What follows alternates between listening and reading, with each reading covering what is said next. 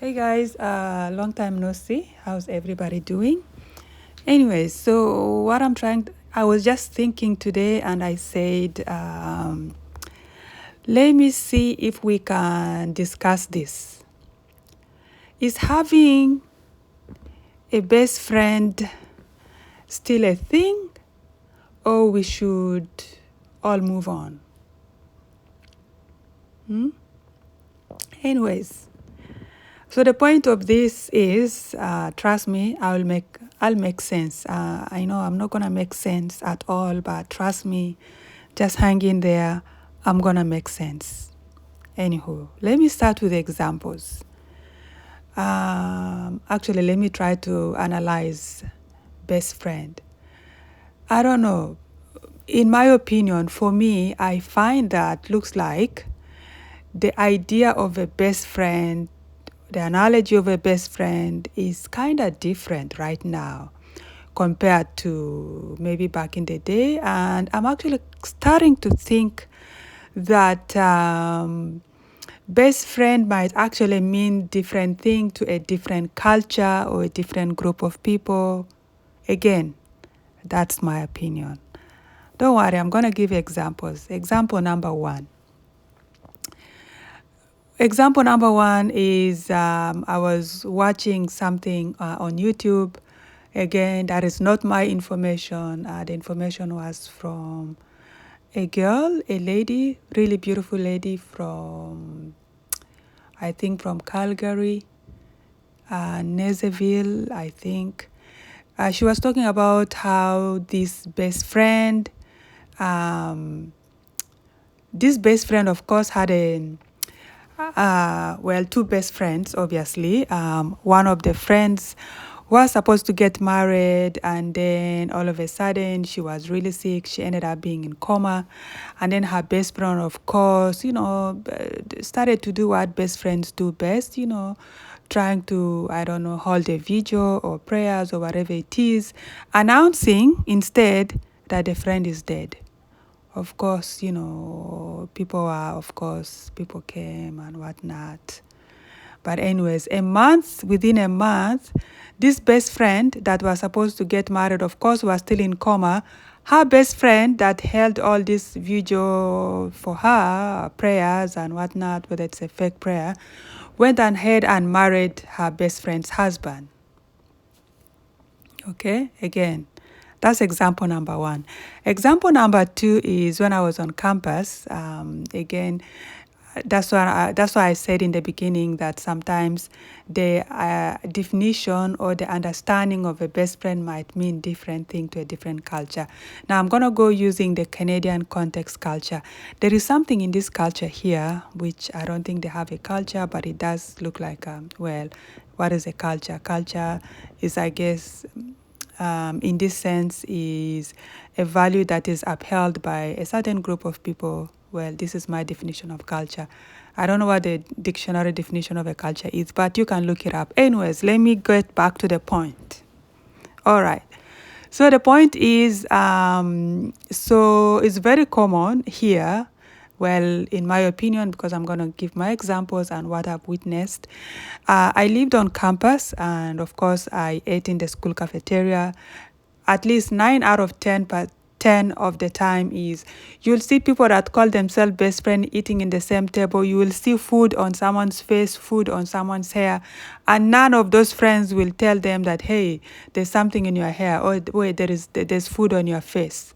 They'll continue to laugh. And then one day I ask, why is this the case? And you know what I was told? No, in Canada, you don't want to hurt someone's feelings. You don't want to hurt their feelings. So you cannot tell them.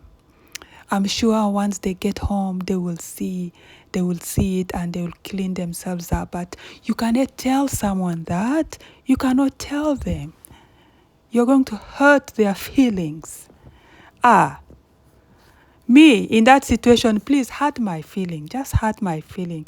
If you see food on my face, food on my hair, please just tell me. If you don't want to remove it, don't worry. Just tell me there's something on your face, there is something on your hair. I will take care of it. Let's go to example number 3. Example number 3, while I was on campus, this friend, I think she's from one of those Caribbeans. She told me that, you know what, Soraya, please let's meet up at dining. I want us to discuss something, because she wanted to go look for hair extension. If you braid your hair, hair extension. Then I've said, okay, I'll wait for you. And then it just so happened by 3 p.m. I was still at the school library. Then I saw her. When I looked at her, I was like, girl, what's going on? What she was wearing is one side of the leg, she was wearing a flat shoes, and the other side, she was wearing flip-flop. Here, what we call back home slippers. I was like, girl, what's going on? What are you wearing? She's like, what? Oh my God, I'll run back and change. And she told me, can you imagine, I've been walking like this all day since 8 a.m. when I went for my first accounting class, and nobody told me that what I was wearing was not matching. I was wearing wrong pairs of shoes. Then I was like, well, the culture here now, it's Canada. They didn't want to hurt your feelings. They did not want to hurt your feelings, okay? So I don't know what, but this thing of we didn't want to hurt your feelings, or we don't want to hurt this person's feelings, this thing need to be added, this analogy need to be added to some of the culture shock that you come across when you first come to Canada. You know how they say there's culture shock when you first come to Canada? The coldness, the food. But this analogy need to be added. The analogy of we didn't want to hurt your feelings, or this person didn't want to hurt this person's feeling. This analogy need to be added to culture, to Canada's notion of culture shock. Need to be added, because this thing is getting out of hand. This thing need to be looked at, because it happens. And then I don't know if I should give you guys this other example. Example number 4, best friends. 3 best friends, they are like the 3 Musketeers. Well, they call themselves best friend. They go everywhere together. They do everything together. So one day we were at the school cafeteria. And I think it's I don't know if it's a school, because here we had the school restaurant. Like here the student union, they have like their businesses on campus. So we were at the student union, I guess one of the restaurants on campus. And of course, these 3 friends came in, they ordered their food. Our table was not far from them. They ordered their food, laughing, talking, what best friends do. And of course, when it came to paying, the 3 of them, something which is very common, by the way, if you come to Canada, when friends go, because like back home, when friends go, one friend will insist they want to pick the tab, right? One friend will insist, you know what, guys, don't worry. Let's go for lunch. I got you. And if maybe they'll tell you, let's go for dinner. The person inviting, most of the time, is the one paying. So anyways, guys, as I was saying, right, we were at the school cafeteria. Let me try to sit properly. We were at the school cafeteria, and then 3 friends come in. They are very good friends. The 3 Musketeers, they are always everywhere, all the 3 of them and all that stuff. Best friends. Well, they call themselves best friends, everything they did together. So anyhow, they came to the cafeteria. They ordered food. Okay. And then when it was time for paying, because one thing you'll notice in Canada, not like they do in Africa, if you guys go out, or if one person invite people, you pick up the bill, right? When you invite friends, you're the one that picks up the bill, unless they all decide to chip in. But in this case here, of course, everybody's paying for themselves. And then we were just sitting across from them. And then the one friend did not have enough change. But this other friend actually had change that put in her purse. She could not give her friend. Like, come on, you guys are like the three musketeers. You do everything together. You came to eat. And this other friend, I think, I don't know, she was short of $3 or $5. The other two were not chipping in, even including the one that had some change to say that, let me pay, don't worry, I'll pay, you'll pay me later. No. And then she was so devastated. And you know the other two that what they said, that please sort it out, we'll wait for you outside. How can she sort it out? She doesn't have the change. You, one of the friends that have the change, you put your change in your purse, and you and the other one, you're like, okay, you guys, they just stood and started leaving, telling this one that is stuck looking for change, we will wait for you outside. Just sort it out, we'll wait for you outside. Me, of course, with my big mouth, as always, when I see something, I'm the first one to jump and try to fix it. I told the waiter, I'm like, you know what, don't worry. Add whatever she's owing to our bill. And they're like, oh my God, thank you. Then I'm like, are those people your friend? He's like, yeah, those are my best friend. So anyways, coming back to the idea of a best friend. What was I trying to say? Is best friend is still a thing? Or we should all move on? Are people misunderstanding what best friend means? You know? Like best friend, some of the role of a best friend is to take you out of a fire when you're in trouble. It's like this friend that is stuck, you chip in very quickly to pay whatever balance she has, and you guys will sort it later as friends. Best friend is to, well, that's my definition of best friend, which that's what I thought best friends are supposed to do. When someone is stuck, you bail them out. You bail them out when they are stuck. When they are in trouble, you come to their aid. I thought those are all the characteristics of a best friend. Or did this best friend thing has different meaning these days? Right? And not only that, in times of when things are tough, like when someone is sick, you know, it's like that girl that I told you guys earlier. Her outfit, she probably didn't realize that, or maybe she's in her period and she had accident. She was roaming around school, nobody stopped her.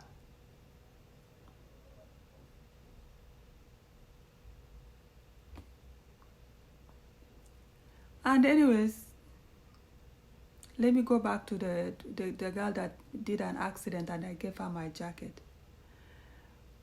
There was a time that you know, we were just out and about the school.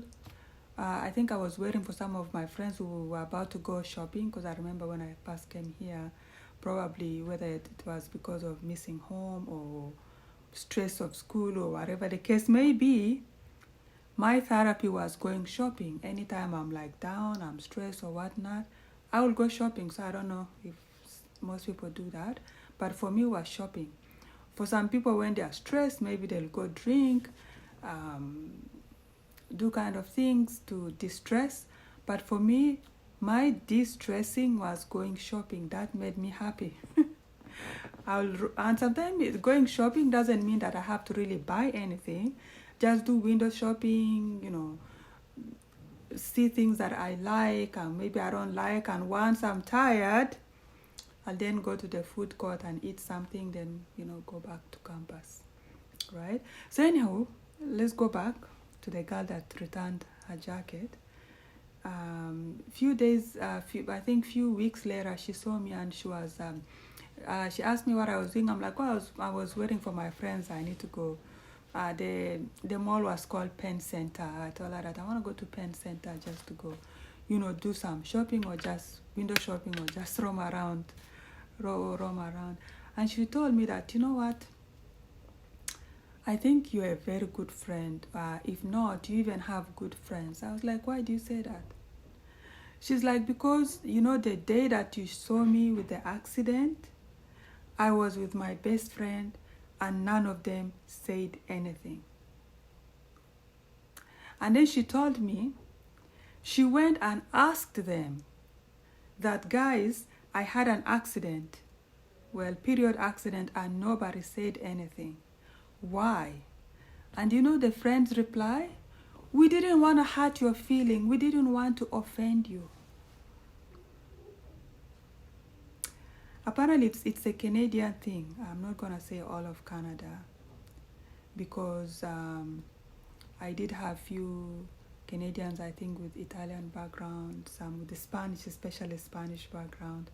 When they see any mess, they're going to correct you. When they see something in your face, they're going to tell you. Like, oh, if they see accident, they're going to tell you. They're going to, you know, jump in. But there's something within the Canadian fabric that it is polite. It's supposed to be a good thing. They don't want to hurt your feeling, you know. They don't want to hurt your feeling, eh? Which is okay. I get it. I get the part that you don't want to hurt someone's feeling because you saw something is wrong, or someone has food on their face, or someone had, you know, period accident. But come on, especially period accident, come on. Food on someone's face, and you guys are talking and laughing, and the person had food on their face. And you say it's your best friend. Someone is short of money, I don't know, $3 or $5, they could not pay. You that had change, you actually put your change back in your purse. And you're telling the person, we'll wait outside, please, we will wait out here while you sort it out.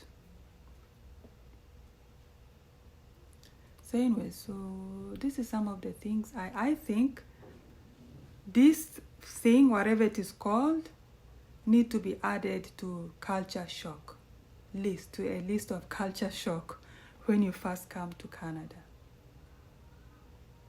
You know, then it needs to be added to the list of culture shock.